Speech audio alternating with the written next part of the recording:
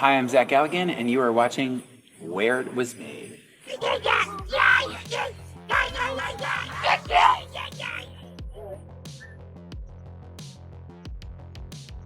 Gremlins takes place in the snowy town of Kingston Falls, but the film was actually shot in sunny Los Angeles, California. Most of the movie was shot here, on the famous Warner Brothers backlot in Burbank, California, with the interiors shot inside various sound stages. It's widely regarded, along with Temple of Doom, as being the film that led to the creation of the PG-13 rating. Let's start our locations tour where the movie began. And I have a story to tell. Yeah, I know. Who hadn't got a story? Well, nobody's got a story like this one. Nobody. Here we see the city street that doubled for Chinatown in the movie. This area is called Hennessy Street, and it's the same spot where Spider-Man has his famous upside-down kiss in Sam Raimi's Spider-Man. What's down here? This is it. This is your grandfather's store? Yeah. Come on. No wonder you gotta drag people in off the street. Down these stairs is the shop where Mr. Peltzer first finds Gizmo, the Mogwai, and buys him for Billy. The name Mogwai was chosen because in Cantonese Chinese, Mogwai means devil, demon, or, appropriately, gremlin. There's no actual shop inside this building, only storage for studio props and flats.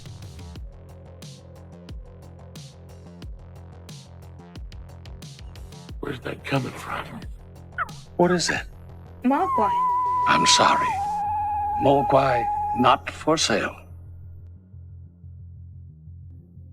Keep him out of the light. He hates bright light, especially sunlight. It'll kill him. And keep him away from water. Don't get him wet. But the most important rule, the rule you can never forget, no matter how much he cries, no matter how much he begs, never, never feed him after midnight. It's in the Peltzer home, where Billy first receives Gizmo. Gizmo was originally intended to be the gremlin that turns into the evil Stripe, but producer Steven Spielberg suggested that they let him remain the cute hero that the audience and Billy could relate to. Good call. The exterior of the home was shot on the Colonial Street at Universal Studios.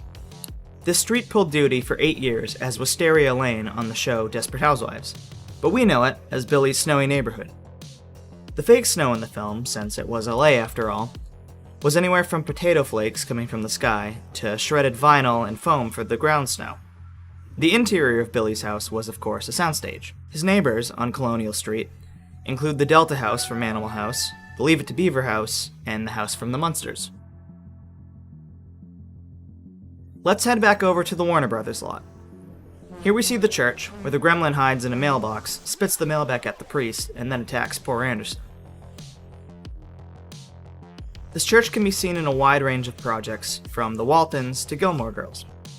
As a matter of fact, there was a crew shooting a movie there as we were filming this episode, so it remains popular to this day.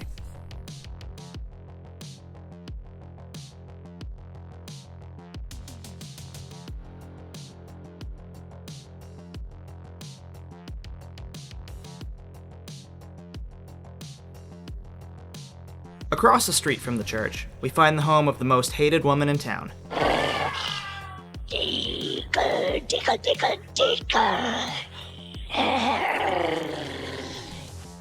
Here we see the old curmudgeon herself, living alone with the cats, which, as you may notice, are named after currency, kopeck, dollar bill, etc.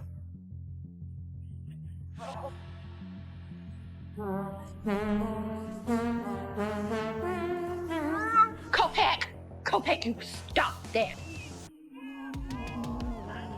Deagle was based on the character of Ebenezer Scrooge, but instead of meeting 3 ghosts, she meets the Gremlins. I warned you, brats! The idea for these creatures came from screenwriter Chris Columbus's time at NYU, where a horde of mice would invade the campus by night, causing all kinds of interesting noises. Originally, they were going to have monkeys in suits play the Gremlins. Can't make this stuff up.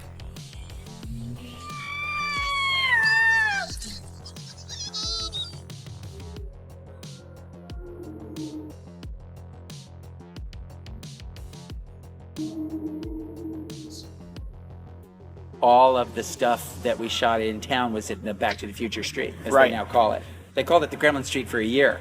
And then it was the Back to the Future street. Damn you, Michael J. Fox.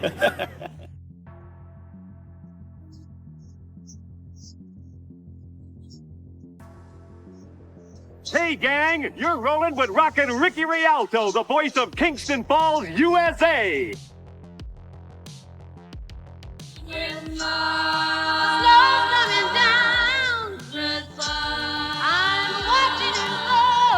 As Zach Galligan pointed out, you may also recognize this as the Clock Tower Square of Hill Valley in Back to the Future. In fact, here's the famous clock tower itself. This area has also been heavily featured in To Kill a Mockingbird, Weird Science, and Buffy the Vampire Slayer. Here's the building that can be seen as the arcade in the background. This area of Kingston Falls, of course, is where the Gremlins roam free and cause all kinds of hell in the third act of the film.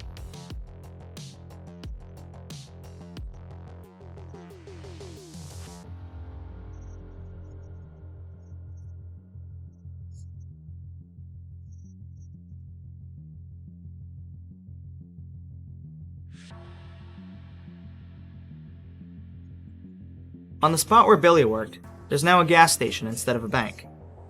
The original building was also the coffee shop in Back to the Future. In a deleted scene from the film, we find out that Judge Reinhold's character of Gerald is actually hiding in a bank vault here as everything goes down in Kingston Falls. The tailor shop you see here doubled for the bar in the movie where Phoebe Cates is forced to tend bar for the Gremlins.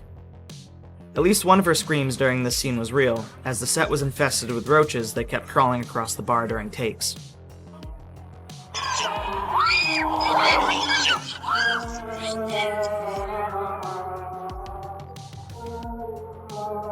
The movie theater scene in the film no longer stands, as it burnt down right after the filming of Back to the Future Part 2. Next to where the theater stood sits a few buildings that were converted into the department store, where Billy has his final face-off against Stripe. That's a real chainsaw blade the entire time. So I have the baseball bat, and they locked it into place. The guy comes up to me, the special effects guy, I won't name him. One of the special effects guys comes up to me and goes like this. So here's the thing, you gotta hold the bat like this, right there. Don't go like this, and don't go like that. Keep it right in the center, because it might jump a little bit if it hits a knot in the bat. I go, what if I go like this? He goes, well, you'd probably lose a finger, so I wouldn't do it. And they go, okay, let's do this. Action. That's 80s filmmaking. Yeah, there you go. But of course, the evil Gremlins are defeated, and so we leave Kingston Falls.